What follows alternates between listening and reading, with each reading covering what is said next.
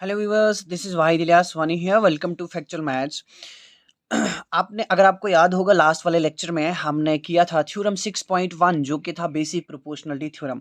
अभी आज के लेक्चर में हम करने जा रहे हैं theorem 6.2 that is converse of basic proportionality theorem, converse of BPT, जो कि काफ़ी अहम एंड काफ़ी इंपॉर्टेंट है। आपने पीछे देखा बेसिक प्रोपोर्शनलिटी थ्योरम का जो स्टेटमेंट था उसमें दिया हुआ था कि अगर ट्राइंगल की एक साइड के पैरेलल एक लाइन ड्रॉ की जाए तो दूसरी दो साइड्स इक्वल रेशो में डिवाइड हो जाती हैं, वो हमने प्रूव करना था। लेकिन अभी यहाँ क्या दिया है, उसका कन्वर्स, उसका उलट दिया है। यानी कि अगर एक लाइन डिवाइड करती है किसी भी दो साइड को, अब हमने लिया कि यहां मान के चलते हैं डीई लाइन जो है वो डिवाइड कर रही है ए बी और ए सी को इक्वल रेशोज में। यानी यहां पे हमारे पास जो साइड्स ए बी और ए सी इक्वल रेशोज में डिवाइड हो रही है, तो हमने प्रूव करना है जिससे ये डिवाइड हो रही है, यानी DE is parallel to third side, यानी हमने डीई को पैरेलल करना है प्रूव किसके, बीसी के। ये चीज हमने यहाँ पे करनी है। तो चलिए सबसे पहले आपका गिवन होगा। गिवन हमारे पास क्या है, हम लिखेंगे, हमारे पास जो दिया है that is A D upon B D. A D upon B D equal है A E upon E C. ये चीज हमारे पास दी हुई है। उसके बाद टू प्रूव, जो हमने प्रूव करना है उस चीज को लिखते हैं। प्रूव क्या करना है, प्रूव जो आपने करना है that is D E is parallel to B C. ये चीज आपने प्रूव करनी है। सो नेक्स्ट स्टेप आपका क्या होगा, दैट इज कंस्ट्रक्शन। कंस्ट्रक्शन करनी है हमने।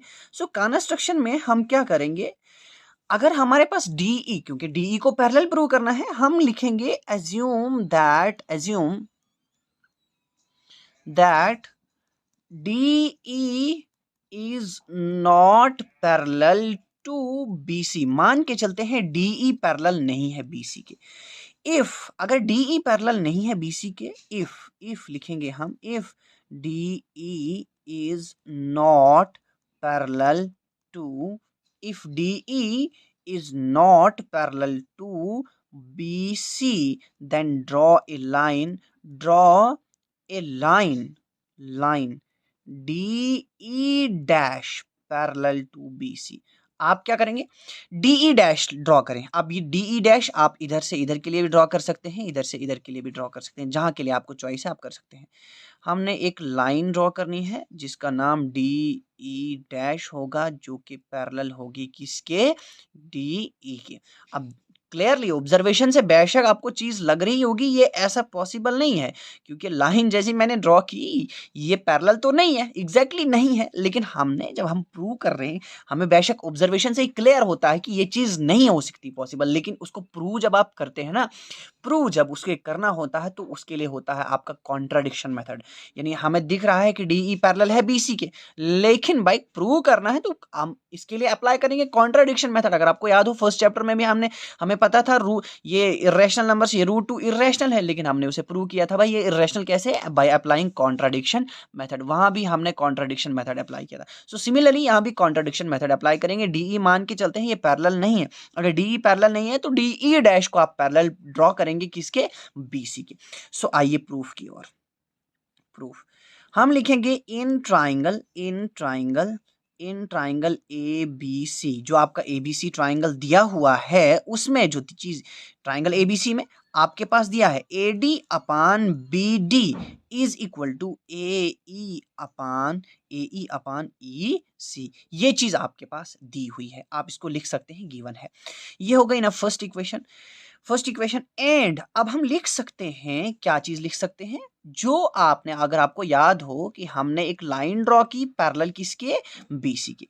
अब लिखेंगे हम डी नहीं AD, and AD upon BD is equal to A E dash upon E dash C. ये कैसे, क्योंकि आपने ये खुद एज्यूम किया, आपने माना कि डीई डैश पैरेलल है बीसी के। If DE dash is parallel to BC, अगर डीई डैश पैरेलल होगा बीसी के, देन बाय बीपीटी आपको मिल जाता है। आप लिख सकते हैं, ये था आपका गिवन, इसको लिख सकते हैं आप, ये गिवन ये दिया हुआ था हमारे पास, एंड इसको लिखेंगे by BPT. T. Basic proportionality theorem से आपको क्या मिलता है, अगर एक लाइन पैरेलल है किसी लाइन के, दूसरी दो साइड्स इक्वल रेशियो में डिवाइड हो जाती हैं, ठीक है ना, तो AD अपान DB बनेगा AE dash upon E dash C, ये BPT से आपको मिलता है। अब लिखेंगे हम from first and second, first and second, first and second से आप देख सकते हैं AD upon DB AE upon E dash EC AE upon EC, यहाँ देखो वही AD upon BD is equal to AE dash upon E dash C। So first and second से आपको मिलेगा AE upon EC is equal to AE dash upon E dash C, ये चीज मिलेगी। अब देखिएगा हम क्या करेंगे, एडिंग 1 टू, काफी इजी है, एडिंग 1 टू बोथ साइड, दोनों तरफ से हम 1 ऐड करते हैं।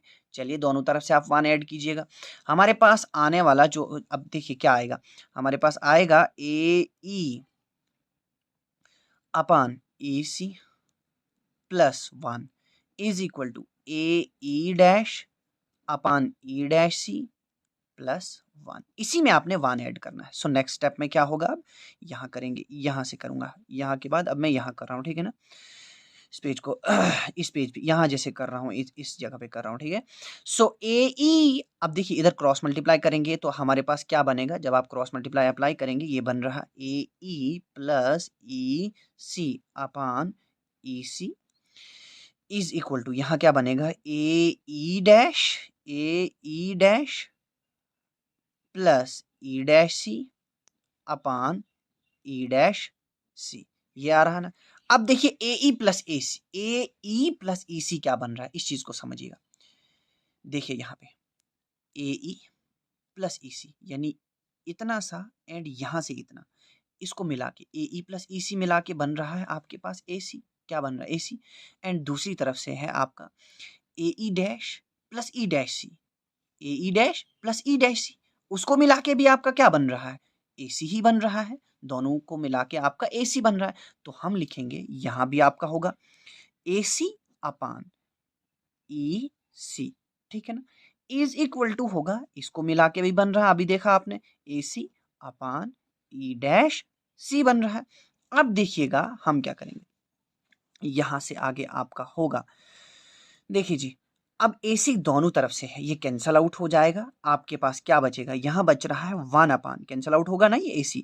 अब अगर आप कंफ्यूज हो ये कैंसल कैसे होगा, उसको ले आइए इधर, देखिए चलिए आराम से करते हैं, AC upon EC and into होगा AC, ठीक है ना, क्रॉस मल्टीप्लाई कर रहे हैं ना, इज इक्वल टू बचेगा, यहाँ EC था, इज इक्वल टू बचेगा 1 अपान E डैश C। ये AC और ये AC कैंसल, क्योंकि आपने इसको इससे मल्टीप्लाई किया, इसको कर सकते थे इसके साथ, लेकिन नहीं करना था क्योंकि इसके साथ कैंसिल करना था हमने।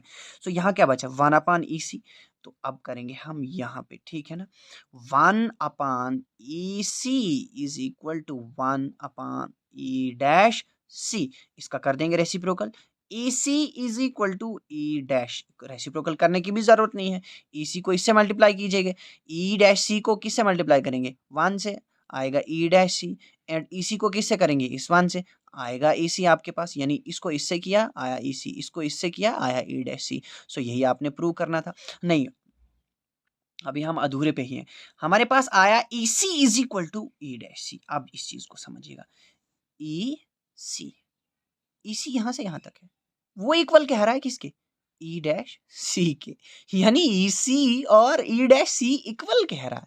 सो जो कि क्लियरली हमें ऑब्जर्वेशन से लग रहा है ये इक्वल नहीं है। अगर ये इक्वल आ रहा है हमारे पास प्रूव करने से अगर इक्वल आ रहा है, इट मीन्स, हम लिखेंगे it means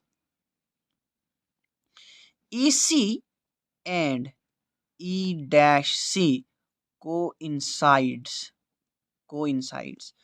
but by observation, ये कह रहा है कि अगर ये आ रहा है तो मतलब EC और E डैश C कोइंसाइड कर रहे हैं, but by observation they does not coincide, they do not coincide या they does not coincide, do not coincide, वो कोइंसाइड नहीं करते हैं। अगर वो कोइंसाइड यानी मिलते हैं, अगर वो कोइंसाइड नहीं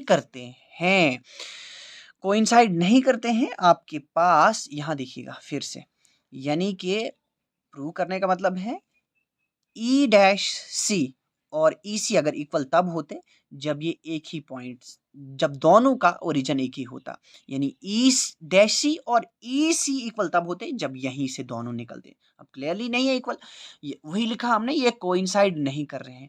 if they does not coincide, अगर ये कोइंसाइड नहीं करते हैं, कोइंसाइड नहीं करते हैं, then D E dash is not parallel to,